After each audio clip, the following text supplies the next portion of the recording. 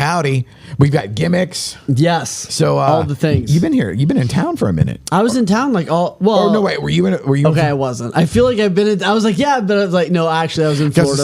I was excited. I just saw you in Florida. Yeah, I got to go to IEB. I got to speak at the IEB conference and do their keynote. And I did a keynote and a mastermind and workshop. It was awesome. Shout out to Mark and all those guys. It was very cool. Okay. A room of home inspectors, by the way, which. You don't know what you're about to get into, right? You're like, I've met some home inspectors I loved, and I've met all the others. Yes, and anyway, the rest. This has got to be the best home inspector room in America. They were phenomenal. They were real. They were engaged. It wasn't a room of like realtor hating home inspectors. Okay, you know what I mean? okay, Which is like most rooms I've been in. It's just like hate the right. So it was great. We had a blast. So Mark's actually going to come up here. He's going to be part of coaches training next month, and man, we had a blast. It was really good. So I was down there for a couple of days, and then got back, and we're off to the races. So now, how do you address the home because that's going to be a different, like, well, for example, they're in an ancillary industry. But I mean, most of it was the same stuff. Like it was business building, mindset. We talked about like radical unapologetic success, talked about business building, scaling, all those key things. So, well, and that's got to be a stressful situation. Like, I just woke up one day and I'm a home inspector. Yeah. I guess theoretically you would go and work for somebody like Lance or whatever before you'd get off into it. 100%. And that's the way to do it. Yes. No, just really go to somebody who's already got this done, go cool, make copy off great their money paper. doing that. Absolutely. Yeah. But it is. And I mean, you kind of have two kind of home inspectors. You have people that are running a business, and then you have other people that like just want to have the perfect inspection, right? And it's like, you know what I mean? So that's where those people. It's like I appreciate a great home inspection, but also don't we all? I was talking to my Bruce. Shout out to Bruce. What's up, Bruce? Bruce and I work out together every morning, and he's very mean. It's paying off. Yeah, it is. But is he like your trainer guy? Yeah, like I know he's gonna bully me if I don't show up. It's great. But he's like, I know two home inspectors, and one of them I want to help when I buy a house, and the other one I want to inspect their home before I sell the house. You know what I mean? And it's like, don't we all? We all want two inspectors in our lives? And anyway, but it was great. It was great. Right on. Yeah. Excellent. So you've actually, I love how now you lean into, like, you'll be sending me stuff before, like, 10 coming in hot. I'm learning. We're coming in hot. This is what's on my brain, and then I get to monkey with the gimmicks. Yeah, well, I send you terrible ideas, and then you're like, boom, here we go. So good job. Thank you. So this is AI stacking at work for you. It's brilliant. Yes. Yeah, So, it's fun to listen to. You're like, oh, I just put it here, then here, then here, then here, then here, then here, then here, and then boom. And I'm like, okay, that's amazing. and so this is what we good got. job. So like, you can drive the bus because I don't have my readers on. Yeah. No, so I mean, talking about like what causes stress, but also what to do to reduce stress. And you hear a lot of people this time of year, they're like, man, I'm just burned out, which is kind of fancy for like, I'm just gonna take some time off, right? It's like not cool because then they wake up in January and they're like, shoot, what did I do? Because what is it? The business you're doing right now is what you built 100%, 6 months ago. Yeah. And most people have like burnout, and for years I was like, what is burnout? Do you know what I mean? Like, what is Valid this thing? Because question. here's what most people think burnout is. I work too many hours, so I need to take some time off. But yet, you and I both had times where, like, I worked a crazy number of hours and felt more inspired than ever. And there are other times where I worked less hours and felt, quote unquote, burned out. So it's like, hey, what is this? So here's some of the things that I think are the first. So the first one is lack of control. And what I mean by that is, if you feel like you're in reactionary mode, most of the time you're going to start feeling burned out. And this is especially true for a lot of realtors, right? They wake up, they let their email dictate their entire day, right? So like they're always just in reactionary mode. And when you are like that all the time, you start feeling burned out. Yeah, and that whole thing of plate spinning and juggling other people's reactions to what you are doing or not doing according to their thought process. Yes. That is exhausting, and people will literally, you teach them how to treat you. And it's like you train them to behave a certain way. Absolutely. Based on because it's like the ones that are usually a pain in the ass. Well, it's like, well, okay, you kind of led them to believe that was acceptable. Yes. Might want to work on your boundaries. Yeah. And for me, just like you said, I love working every day. Yeah. I'm doing something every day, whether it's just, that, where I'm figuring out the secret sauce, or it's like, oh, these 5 things are cool. but individually they don't really add up to much. But if I stack them, it's like, oh, okay, now I've done something that, like what you said, energizes me. Well, and that leads right into alignment, right? So like alignment is, it's like the one thing book.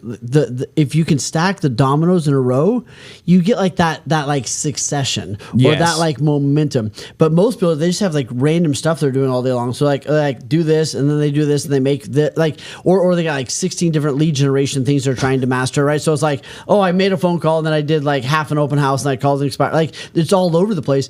And what leads to what gets you out of burnout is like having things that lead in succession, right? I did this, and it led to this, which led to this, which led to this. So it's like that momentum in succession is so powerful. Yes, and then there's that element of alignment that people talk about, like it's like woo woo. Yes, where it's sort of like, oh, it's a metaphysical thing or whatever. All I know is that once you actually find out, like a lot of it, like so Ashley and I were talking about yesterday, where she spends a lot of her time on the pickleball court, and that is putting her in alignment with people that will do business with people that are in alignment with them, because we met. Well, it's like I enjoy it. I'm hanging out with people I want to hang out with. It's good for my health. Blah blah. It's like, okay, this is like, that's like 5 dominoes in a row. Yes, and it's counterintuitive to think like, okay, well maybe I should do more of this. Yes, even though it's not the check the box, move the needle immediately kind of a thing. And then something happens. I found that the more I got into alignment, and it's going to be different for everybody. Yeah. Like part for me was like, hey, let's not drink and do drugs anymore. It was like, hey, wait a minute, where does this road lead? Yeah, it's like, wait, that's a net positive over just addition by subtraction. Yeah. So like that's how it started. Yeah. It wasn't necessarily adding anything. It was removing the bad shit. Absolutely. And then all of a sudden, like I got sober, and it was like, wow, there's so many hours in the day. It's amazing. Yeah. No. Well, and then the other thing I think that's so good to do right now is the other thing that leads to burnout is like overload, right? Meaning people are like, oh, I have too much on my plate. Or it's like, you probably do actually, right? Like, people are like, oh, I just need to figure out my stuff. It's like, no, you probably need to take some things off the plate. You probably need to look at your plate and actually take some things off of it. You know what I mean? And I think that's hard, but I think right now is the time of year to look at your schedule and go, what did I enjoy doing that gave me a high return? What did I not enjoy doing that didn't give me a high return? Actually look at what's on the plate and begin to take some things off. Part of the hard piece about this is saying no to some good things. Yes. There's some good things that are not great. Those are the hardest to say no to. This is a good thing. It's good that I'm involved in this, whatever. But if it's not great, I have to say no to that and make some room for some of the great stuff. I can't remember who said it, but I heard, and they were like, yeah, if it's not a hell yeah, it's a hell no. Yes, absolutely. And it was like, whoa, okay. Because there are things that actually, where I do go like, hell yeah, let's do that. Correct. And then everything else is on a sliding scale of, am I interested? And that ties right back into, I could do 7 days in a row of hell yeah.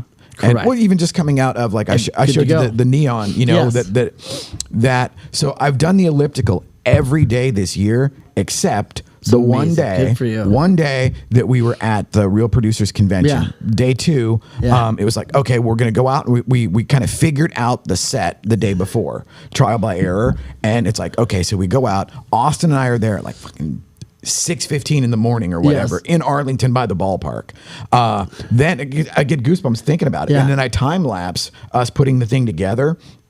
And it was like this crazy experiment. And it's like moving furniture and shit, And we do all of that. And then there the entire day until maybe 9 p.m. So get home around 10 o'clock. So then it was like, I'm totally fried, but in a good way. And it was like, okay, I'm not going to do that every day. So the rule I said there, like, okay, if you work 15 hours a day, you don't have to do the elliptical. There you go. The one day this year that I worked 15 hours straight, technically worked, or whatever, and I ended up doing 20 interviews. It was like, my voice was shot, everything was, but I felt fantastic. Absolutely. And if I'd done that in a situation where I didn't like it, or that it was a literal grind. Been tough. Oh, bro, would have been brutal. Yeah, I'd have been wiped out for days. Look at the days, and if you don't, you either. We all have long tough days, but like if I know that that's leading to where I want to go, then that's okay. Right. And that's the succession piece. It's so powerful. Like, hey, I wanted to do X amount of calls this year, which means I need to do 100 a week, which means I'm doing 20 a day. And then I don't have to worry about the long-term goal. I just need to do the 20 a day. It's like, cool, did the thing that I know is going to lead to the Bite thing size. That's going to lead. Yeah, absolutely. Yeah. And there's something about that too, where internally, part of the woo and part of the alignment in my experience is, well, when you get sober, you usually feel like shit because you are a shitty person. It's like, it just kind of comes with the territory. And more than anything, you can't trust yourself because you already know that you don't keep your word. You already know that you don't show. You already know that you ghost people or that you say one thing and do something else. Yeah. But over time, the more that you reverse that trend, and it starts with the addition by subtraction. And then over time, it's like, oh, I am a guy that puts something in his calendar and then shows up. And then the same thing with if I break it down into bite-sized components, well, if you do it one day, who gives a shit? Yeah. But if you do like again, the elliptical, I've done it every day but one. Amazing. And it's like, okay, well, I'm the guy that actually works out on the elliptical. So where that never even crosses my mind. Yeah. But I do a minimum of 15 minutes every day. And I put the weighted vest on and the ankle weights because I got to feel like I love it. It reminds me of we used to have this program called BU, and it was like, unless you suck. And then you need to change. You know what I mean? Everyone's like, just be yourself. It's like, that's awesome. Unless that's a shitty person. Yes. And then, be the new you. Yeah, exactly. Let's be the Let's relanguage that. Let's work on that. Yeah. And that's the thing too is, one of the things you talk about all the time is the self-awareness and the reflection. Yeah. And it's like, okay, well, I can look back now and it's, wow, okay, I've done the work 7 days a week thing. And I'm not like, it's not like I'm out tarring roofs or digging ditches or anything, but it's like, I will put in at least a couple of hours every day on something. Yeah. And then there's this weird thing too, where, one of the slogans in recovery is paint the barn, the crops will grow. Right. Like, you're working on some shit over here, like all into it or whatever. Meanwhile, that thing that you either worried about or uncertain or whatever takes care of itself. Correct. It's like focus on whatever's right in front of you, and everything else sort of like sorts itself out. And I've got like a bunch of stuff moving now, a bunch of moving parts or whatever that I'm like super fired up for. Yeah. But I can't do anything to accelerate or to influence the answer or just gotta let the water heat up. Right. Let the game come to you. Yeah, the game come to you. There you go. All right. So while you're doing that, this is an interesting one. Insufficient rewards. You can over reward, right? Like there's people that they're over reward, but most of the people that you and I interact with are under rewarding, right? So like they're maybe waiting for like, hey, if I hit my year goal, I'm gonna be happy for 5 seconds. Give myself an hour off. You know what I mean? Right. Right. But like what are the rewards? I don't think this journey should be just terrible until forever. And I think most of us learned from the last generation that it's not great to wait until you're 70 to then want to go see the Grand Canyon. Right. Like how do I enjoy some of this experience along the way? So I think when I think about rewards, I think everyone needs to have like a couple levels. Like, hey, when I have a closing, I get to go buy the fancy drink, right? At Starbucks, right? Right. When I crush all my stuff for the month, we get to go on a 2-day, staycation, right? Okay. When I hit my quarterly goals, we get to do a 3-day. What you need to have like small rewards, medium rewards, and large rewards. But I think it's okay to reward stuff along the way. Everybody needs different stuff, but not rewarding at all is not okay. So the thing that I find the most interesting now I met a guy who is ostensibly the competition, at Metrotech's brand new affiliate or whatever.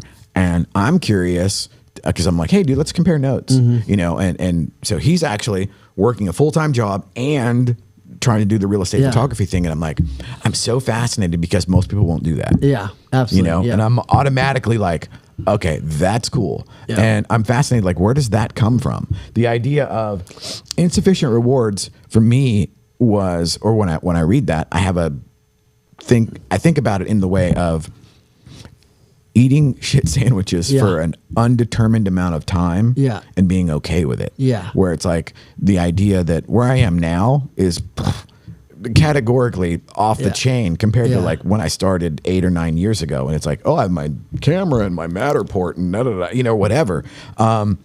But technically I didn't reward myself in any sort of appreciable way along the way. And it was like, so where do you? I think there are seasons like that, and I think it goes back to self-awareness. Like, am I enjoying playing the game as much as I'm enjoying winning the game? It's all about playing the game. It doesn't always need to be fun, but like, man, if I was giving advice to me, what advice would I give? It was like, enjoy an afternoon. Yes, go do the thing. Like what is like thinking about it in terms of what's the pace I need to set to run this marathon, not just white knuckling it through a sprint. Most entrepreneurs are treating it like a sprint for 40 years. Yes. And then they wonder why they feel like shit all the time. It's like you got shin splints forever, bro. Correct. And for me, like, where do you think this comes from as far as that never feeling like you've done enough to get a reward? I think part of it is we picked that up somewhere along the way. Yeah, right? Like this weird puritanical work ethic kind of a thing. That's what we're supposed to do. We picked up somewhere along the way. And you just have to realize, like, is this really working for me or not? You know, and I think our brains are very prone to go black and white. Oh, yeah. So it's like, I'm either a slacker or I'm doing the right thing. It's like, there's this beautiful place in the middle where, like, I can enjoy this. But we almost feel like that's not okay. Right. And that is... as if it should be hard, right? It's like, yes. I only deserve a reward if it's brutal. Right. And, like, I'm willing to do the hard stuff, but it doesn't always have to be brutal. That's the thing that I'm learning now, where it's like, oh, it is okay to be done at noon. Yeah, like, on a random Thursday. Clearing stuff. So, like, my thing is, like, earn the right. So, people like that. Oh, I want to take a 4-day vacation. Cool. What do you need to earn the right to take that vacation? What does your family deserve? What does your business require? What do you need to do to earn the right? And I think that's beautiful. Hey, I was going to make 100 calls. Guess what? I did that in 3 hours. I thought it was going to take me 6. Cool. I did the thing. Check the box. Now I can work a little bit more and go to the park. And the idea that there's like some reward that I'm working towards or whatever never really enters my mind. Right. I swear to God, when I, one day after, so I've only ever been fired twice and both were in sobriety. Yeah. And it's like, holy shit, all the times that I was at work hammered, it's like, wow, okay, I guess that's who that's what they needed. Yeah. And, but I remember in 2014 probably, whenever I was like, oh, I'm no longer a mortgage guy. And that whole thing of that first light coming on, we're like, oh, I don't have to go back to the cubicle. Right. From then on, my quest in life was just never go back to the cubicle. Yes. Regardless of, is it rob Peter, Yes. pay Paul, don't let Mark and John know that you're borrowing money, to pay Peter to why you rob Paul. That was what I did. Yeah. And so it was always about staying in the game and just having this like weird kind of skewed gratitude and being overjoyed that it's like, holy shit, I get to essentially ass off, with my friends or whatever, do the thing. To a large extent, and yet it works. Yeah. And that it, like one of my things, I have these like little, I'm so leaning into like the woo bullshit these days where I'm like, well, what's the worst that could happen? I'll manifest something or whatever. Cause I'm the doubting Thomas now and forever. And so I'm doing these cards. So it's like, dude, my hustle porn though has evolved. It has gone from the Goggins where it's like, okay, he's running with a broken leg and like dragging 1 foot behind him and like, needing medical attention the minute that he stops. I'm like, okay, that's probably not the way I need to approach this. But it has morphed from that into this alignment. It is the best way to like figure out like what the hell are you in alignment with and what would that look like, and then let's endeavor to do that. And so I have these things where one of the biggest things that I say now is I want to work with my friends. And I want to have prosperity for everybody in the network. Yes. And and it manifests in like little ways where I'm like, ooh, let's do it the logo thing. Cause like, let's promote your gimmick because it helps everybody and it looks cool. Yeah, absolutely. Yes. Yes. And so like, the perceived unfairness is one of the things that I got over. My mantra there is like, nobody cares. Yeah. And I don't mean that in a way, and it's all the guys that work for me, nobody cares. It means like emotionally divorce yourself from the outcome. Yes. Because you're going to be miserable. And then even if the thing goes exactly the way you wanted, okay, you still got to get up and do shit the next day. Absolutely. Well, I see this so often, like especially when I was in real estate, right? Like you have a house, you finally get it under contract, something falls apart. You're like, I shouldn't have to go put this back on the market. I shouldn't have to learn a new MLS. I shouldn't have to make these phone calls. And it's like we kind of put ourselves in like the victim seat. Oh yeah, by accident almost. It's like we didn't think it. We're like, So it's like no, like you don't. Yeah, nobody cares. Yep. And like you don't have to do that. Like the consequences of not doing it aren't great, but like also nobody has a gun to your head. Right. You know what I mean? You get to choose. You do get to choose. You know what I mean? And like one of the things in recovery, I don't know why today's been like a callback, but so like I sponsor these guys or whatever, and they're maybe like 5 years sober or whatever, and something's tearing the ass out of them, and then it's like, dude, I've been clean for 5 years. Why is this happening? And it's like, oh, so you think like, okay, so it's not a one-time thing. Like me not being a victim is not a one-time thing. Nope. Like sometimes I have to choose 30 times in a day. It's a recurring theme. Like stop being a little and like over and over and over and over. It's like, don't be a victim. And there's this weird thing where life will tend to keep giving you the opportunity to learn that, maybe I'm not a victim. Correct. Or maybe seeing myself as the victim constantly is counterproductive. Maybe this isn't serving me. Yes. Right. Well, a great I love this quote. It's like, what belief am I holding on to that's making this harder than it needs to be? What belief am I holding on to that's making this harder than it needs to be? And like a simple one would be like believing that I'm not a morning person. Right? Yeah. Like if I'm totally held on to that belief and I'm trying to get up early, like that's going to be tough. Or I can just release the belief and go like, I can probably fix this or change this. Whatever. Right? The belief of like nobody sees my value, or like all these beliefs we carry on, money's bad, whatever. All these beliefs that can kind of mess us up. Yeah. So, and like one for me was that I was the Lone Ranger. Like, okay, I gotta do this shit myself. Yeah. Because that was the flip side or the skewed version of nobody cares. Correct. Where it's like, well, nobody cares, so just do something. You know what I mean? Like, stop worrying about what other people are going to think or whether or not it's going to be good or you'll look cool or whatever. So just do something, and then, that leads to the thing of like, I can do things, and I can do things without like being embarrassed to death, or like I got my ass handed to me on the first Dallas location. It was like, turns out I didn't like. I've been around real estate for a long time. Turns out I didn't know shit about commercial leasing and other things. But then that led to where we are now. Correct. And orders of magnitude better. Everything is just hunky dory. However, the meat grinder and the fucking lawsuit and the other bullshit potentially hanging over my head for like a year. Yeah. Which it's like, okay, that's like for the Goggins thing. It's like that's running with the big ass 18-wheeler tire tied to you, and it's like you're not going to get far. No. Or it's going to take way longer to get far. Correct. With if you're doing that. Yeah. Correct. But then when it's over, one of the things I used to do is like, I would judge younger me with current me's data set. And it's like, bro, like you did the best you could with what you had. And you ate a giant shit sandwich. Correct. Yep. So next, nobody cares. Nobody cares. And that's that whole thing of, here's the thing. It's not perceived. It is unfair. Yeah. It is legitimate unfairness. And you will get your ass kicked and you will want to quit. And the whole thing of like the insufficient rewards. Yeah. Where it's like, okay, how long can I do this not knowing if it's going to work? Correct. Well, that's the thing you got to figure out. And the crazy thing is, in today's world, everybody's like, I won't speak in absolutes, but man, people are soft. Where it's like the victimhood Olympics, and it's like, holy shit, man. If I stop down to feel bad about everything that didn't go my way to like my fullest potential of like how bad could I feel about this, I'd still be in the fetal position at home. What does somebody say? Like, there's an unlimited of negative things to find, and there's an unlimited number of positive things to find, and you're going to find what you go look for. Yep. So if you want to go find all the unfairness in the world, like you'll be doing that forever. Yep. Knock yourself out. If you want to find what's great and the opportunities, you'll find that. Absolutely. Yep. And being able to emotionally detach from either. Yeah. Where it's like, okay, if you win an award or whatever, it's like, okay, well, you're not done. Right. Yeah. And like what got you here won't get you there. Correct. Like wherever there is. Yes. And that's the other thing. That was great. Hope that was awesome. Hope you really enjoyed that. I hope you celebrated the heck out of that yesterday. Right. Today is a new day. Good luck. The whole thing where the people that win like Olympic gold, you hear them like the first time they did it, it was like, wait, that's it? Yeah. Like, oh my God, like I We're aimed done at this thing. We're done. Yes. What do I do next? It's like, yes, you're done. Lost. Okay. Yeah. Next. That was cool. And then the sixth one is lack of self-care.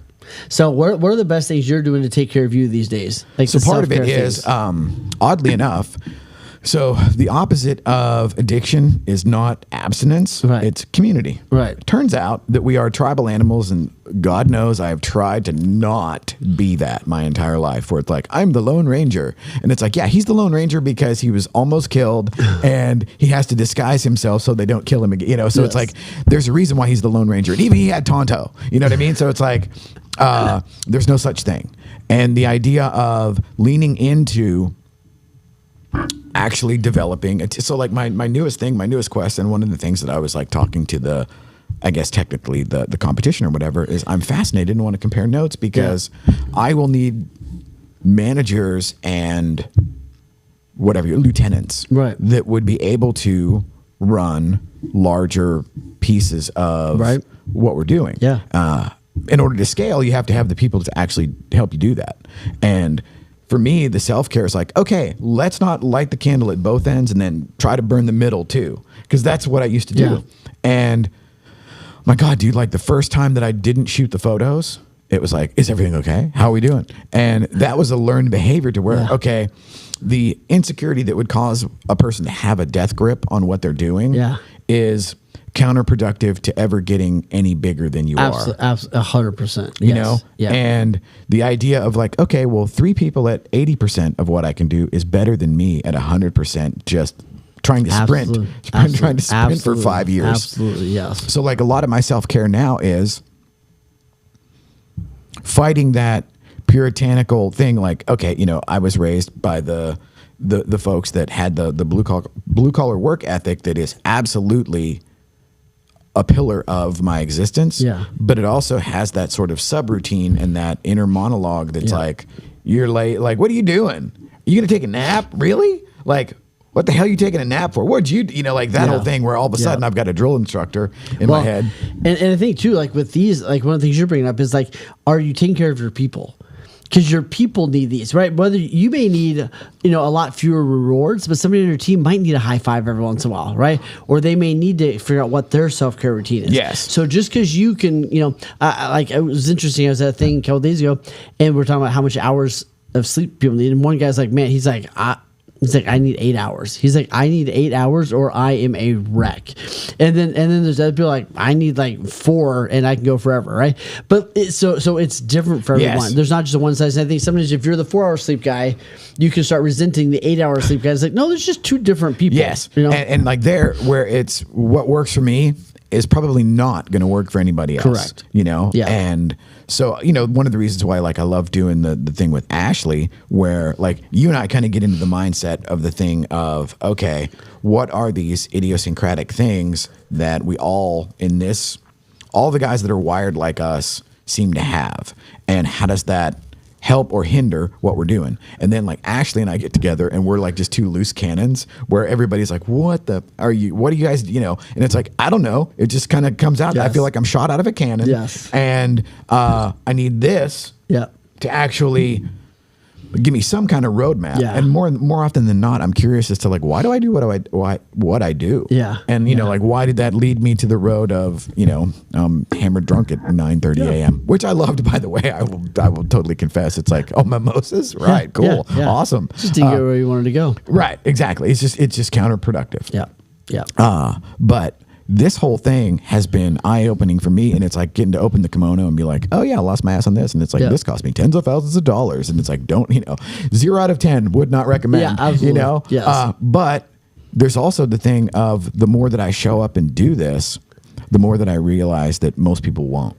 Yeah.